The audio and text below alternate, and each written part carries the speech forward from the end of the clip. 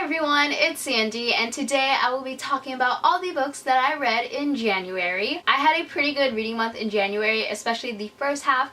The second half, I started school, and I didn't finish any books the last couple weeks of January. I did not have time to read, especially with all the other readings that I had to do for classes. First half of January was amazing. I read 7 full books and 1 essay. I'm going to go ahead and get started. The first book that I read in January is History Is All You Left Me by Adam Silvera. I started the year with a bang because this is the first book that I read and I already gave it a 5 out of 5 stars. So how awesome is that? This book follows Griffin, whose ex-boyfriend Theo has passed away in a drowning accident. So throughout this book, you're following Griffin as he's grieving Theo's death, and he's also struggling with his worsening OCD. This is a beautiful book, very heartbreaking and emotional. This book definitely made me feel all the feels, and I just love Adam Silvera's writing. It's so easy to read, but so beautiful, and I just love the way he incorporates different scenes at perfect moments, and I also really love all the lighthearted moments, and I just love his characters. Anyways, like I said earlier, I give this book a 5 out of 5 stars, and I have a full review on it, so if you want to hear more of my thoughts, I will leave a link to that review down below. The next book that I read is The Female of the Species by Mindy McGinnis. This book is a bit difficult to explain, but it follows 3 different people. The first one is Alex, and her sister was murdered 3 years ago, but the killer of her sister was able to walk free. The second person is Jack. He's really popular, he's an athlete, and he's on track on being valedictorian.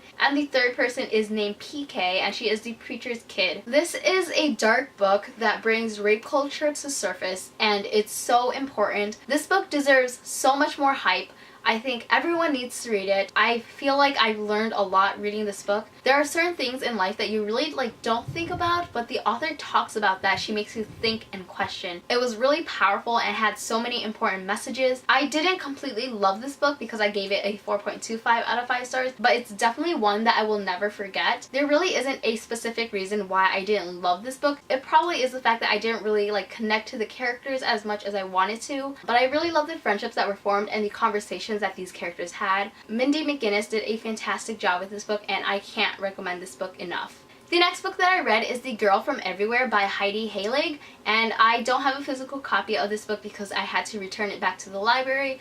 This book is about a 16-year-old girl named Nyx who has spent a majority of her life traveling to different places throughout time with her dad and fellow crew members. Her dad's goal is to find this map of 1868 Honolulu so he can go back in time and save her mom from dying. I really love the inclusion of different myths and legend in this book, and I also really love the diversity. Our main character Nyx is biracial. She's half Chinese and half white. I haven't read many books with an Asian main character, particularly a Chinese main character, so I was really excited to see a main character who's half Chinese in this book. We also have another character who is Persian. There's also another minor character from North Africa, and she was married to another woman. Since this book has to do with time traveling, I was expecting a lot more of it to occur throughout this book. Time traveling only happens 4 times throughout the entire book. A majority of the book took place in Hawaii, which is pretty awesome, but considering the fact that it's a time traveling book, I would have liked to see other places as well. I like how the romance was very subtle. It definitely had a strong friendship element at the very beginning, and it kind of stayed that way till the very end. There was an introduction of a potential love triangle, which I don't understand. Not necessary in my opinion. It's very clear to me who I think Nyx should end up with. And there were also a lot of plot holes and confusing things in this book, which made it difficult for me to understand what's happening.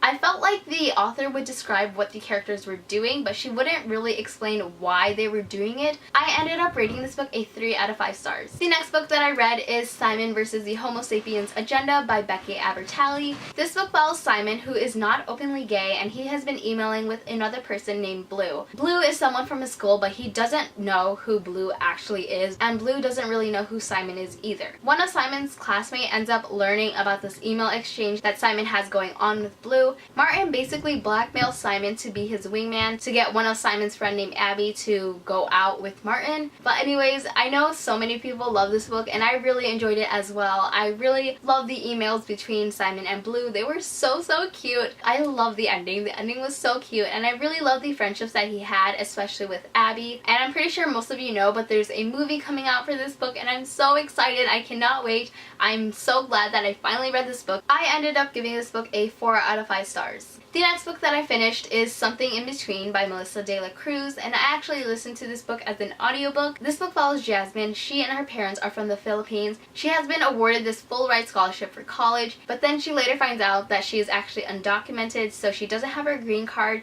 and she's unable to accept the scholarship, which is basically the only way for her to afford to go to college. I really love the family dynamic in this book. I feel like not enough books focus on family and parents and sibling relationships, and I really love seeing Jasmine's parents throughout this book. I really love seeing a bit of Filipino culture. Reading this book, I can definitely relate to Jasmine's values and work ethics. I think the author does a really great job at showing what it's like to be an immigrant in the US. She also includes other elements like racial identity, privilege, and racism. The main thing that brought my rating down is the romance. Jasmine and her love interest Royce were like constantly on and off. I felt like they constantly fought over very little things, and they just had a communication problem, which definitely frustrated me. I felt like there were scenes where Jasmine overreacted over certain things. I felt like she could have done better at communicating with Royce, and there were definitely scenes as well where Royce could have done better at communicating with Jasmine. Overall, I thought it was a really good read, and I definitely recommend that you pick this book up. I ended up giving this a 4 out of 5 stars. The next book that I finished is an essay, which I mentioned earlier, and it is We Should All Be Feminists by Chimamanda Ngozi Adichie. This essay basically centers around feminism. This essay is wonderful. Everyone needs to read it if you haven't already. I love everything that the author talked about in this book. I actually tried listening to the TED Talk and reading along with this book. There were definitely things in this book that weren't included in the TED Talk, so it was a bit difficult to follow, but it was still amazing. If you don't have a copy of this book, I definitely still recommend you watch the TED Talk because there's so many important things that the author talked about. So good. 5 out of 5 stars. The next book that I read is Passenger by Alexandra Bracken. This is the book that I finished 2 days before the semester started, and I was very surprised at how fast I got through this book because this book is a bit over 500 pages and the font is like a lot smaller than the first book. This is the second and final book in Passenger. Passenger follows a girl named Etta who discovers she has the ability to travel through time. So just like the first book, I felt like the beginning half of the book really dragged. Once it got halfway through, I was really into the story. I really can't say much about this book without giving away spoilers, so I'm going to be keeping this very vague. The way things were left off in Passenger carried on in this book for a really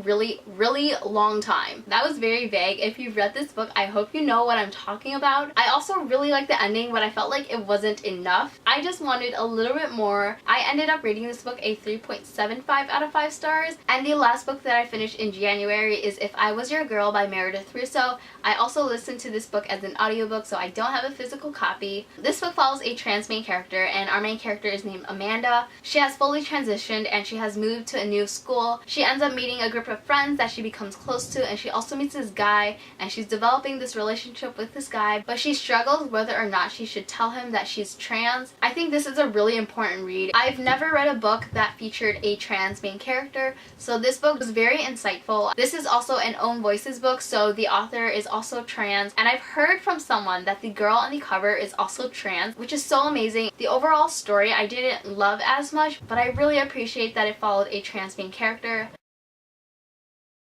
I ended up rating this book a 3.5 out of 5 stars. Those are all the books that I read in January. I had a pretty great reading month. If you've read any of the books that I mentioned, please let me know your thoughts in the comments below. Thank you so much for watching this video. I hope you enjoyed it, and I will see you next time.